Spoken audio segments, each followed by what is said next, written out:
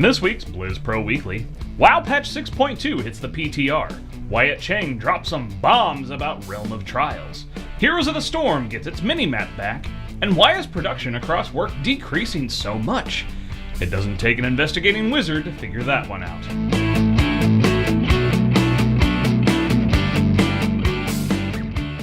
Hey guys, welcome to the newest Blizz Pro Weekly. As always, I am your host, The Beard, Chris Arnone. Let's get straight into it. We got some great news this week. World of Warcraft. Here's the beef. So the much-awaited patch 6.2 has finally hit the player test realms, and it looks like Warlords of Draenor is getting some decent content updates for this patch, rather than silly things like, selfie and social media updates we saw in 6.1. Now, there will be a new zone unlocked, the Tanaan Jungle, which will be unlocked when players construct a shipyard with their garrisons. There will be new daily quests as well as an open world questing with rare creatures and, of course, hidden treasures. The shipyard will also unlock naval missions, though at this point we have no additional details beyond that. And the new raid will be Hellfire Citadel, with 13 new bosses, and it looks to be Burning Legion themed. You'll be fighting Kilrog Deadeye, Gorefiend, a reanimated Manaroth, and Archimond himself. Now, dungeons will be getting a new difficulty. Now, beyond Heroic, you can ascend to Mythic. Mythic dungeons have weekly lockout and drop gear that's item level 680, with a chance for a boss at the end to drop item level 700. Now, speaking of dungeons, Blizzard is finally implementing time walking. And time walking is a way to experience old content where characters will be scaled down to the level appropriate for the difficulty of a dungeon.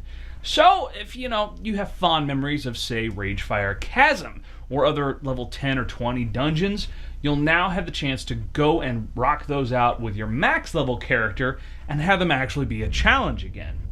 So, with this news of patch 6.2 and more information to come, how excited are you for this? Also, do you think this is the last major patch we might see before the next WoW expansion? Some people seem to be thinking that it is. Personally, we don't, but we'd love to hear your comments. Throw them down below.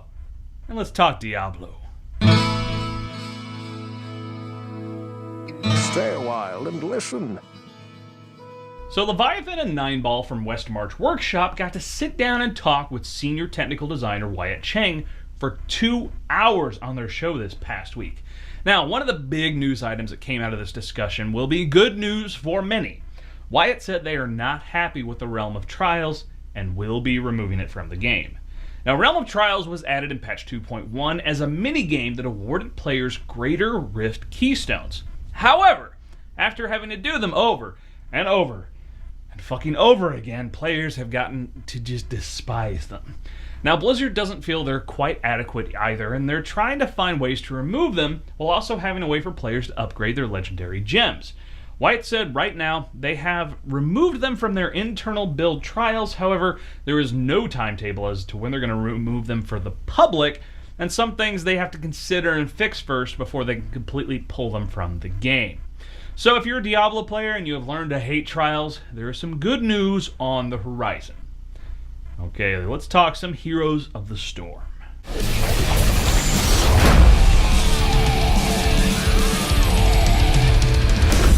So Heroes of the Dorm kicked off on ESPN3 last week, and we're down to the final 8. In fact, by the time you see this video, we should already be down to the final 4. Now, there were some surprises along the way, such as Indiana State University and Boston College made it into the final 8. Kansas State made some big upsets and landed in the Sweet 16. But probably the biggest upset was Washington University defeating UC Irvine 2-0 to advance to the final 8. UC Irvine, of course, is in Blizzard's backyard, so they have a lot of good esports players and were a favorite to potentially win it all. However, 3 teams surrounded by hype have made it indeed to the Final 4. Cal Berkeley, Arizona State, and Western Ontario. Now, Cal Berkeley might be the favorite to win now with former StarCraft 2 pro player Suppy on the team. Now, did you manage to catch the action on ESPN3? We did, and we were not big fans of the minimap being excluded from the broadcast. We feel it's a really important part of the game to understand what the hell's going on. And it seems many of you agree, you were vocal, and Blizzard has listened to all of us. This week, Blizzard is adding the mini-map back to the ESPN3 action based on that feedback. They don't feel it's perfect, but they agree that for the viewers, it's an essential piece. Now, are you planning to go to the Heroes of the Dorm finals at Shrine Auditorium, Los Angeles, April 26th? If so, the Hearthstone team will be there with demo stations. Now, that may not be a big deal. You're like, well, it's a free-to-play game. Who cares? Hold on, though. Make sure you stop by the TESPA booth and drop off your Battle.net email. If you do, you will be rewarded with the Delarian Flame TESPA card back. Now, previously, this card back was only available to those who were chartered members of TESPA, which means you had to be part of a specific college club. So now, you can get it by showing up to the event. So if you're a completionist and you want to make sure you get there, it is the most rare card back in the game, and one of the few chances you might have to secure it. I know that's kind of Hearthstone, but it's tied into Heroes of the Storm. You get it. Now let's officially talk some Hearthstone. Pull up a chair by the hearth. It's finally here! Productivity across the world has fallen to all-time lows because Hearthstone has hit iPhone and Android. That's right. We can now play our favorite digital card game while taking a dump. Yeah, you've done it. I've done it. That's right. We've all done it. It's okay. So the UI, as most people have noticed, had to be changed a little bit, but after playing around with it, it's really just as easy as playing the game on the PC or the tablet. Now, for iPhone, it looks like it will only work with iPhone 5 or up. For Android, of course, there's a whole mix of devices that are working with it. You'll want to check out the verified devices on Battle.net to see if your phone is compatible or not. For Windows Phone users, well, better luck next time. And by next time, we mean maybe buy a fucking phone for which people actually develop shit. So with the release of Hearthstone for mobile, we have also found that they have unlocked the third of 5 wings in Blackrock Mountain.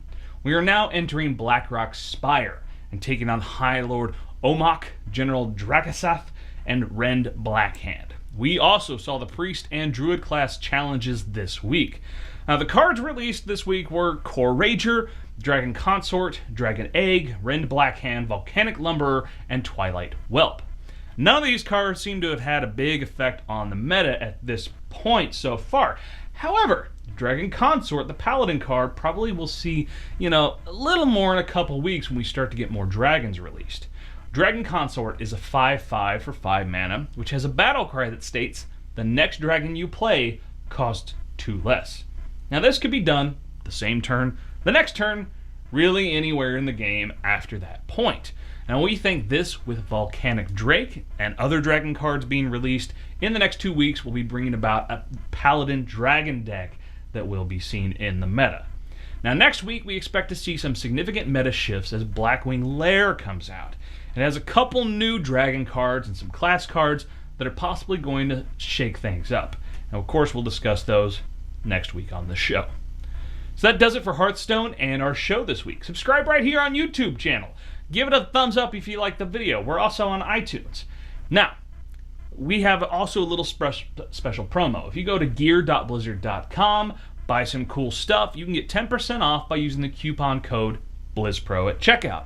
Full disclosure, we aren't making bunk off of this. It's just a cool way for you, our viewers, to save a little scratch when you're buying some Blizzard gear. Now, you want to check out BlizzPro TV. Listen and subscribe to all of our stuff. We have the West March Workshop, the Hearthstone Power Hour, the Heroes Power Hour, and Real Life Respec. Me, I'm all over the internet. I'm on Twitter, Facebook. I'm a Goodreads author. The Lost and Broken Realm, my first novel, is available pretty much everywhere. I'm also a contributor for Book Riot and bookriot.com and panels.net. If you have a question, shoot us an email and ask the beard at blizzpro.com. And of course, check out blizzpro.com. It's got all the news, reviews, interviews, everything you need to know about Blizzard Entertainment games. Stay beardy, my friends.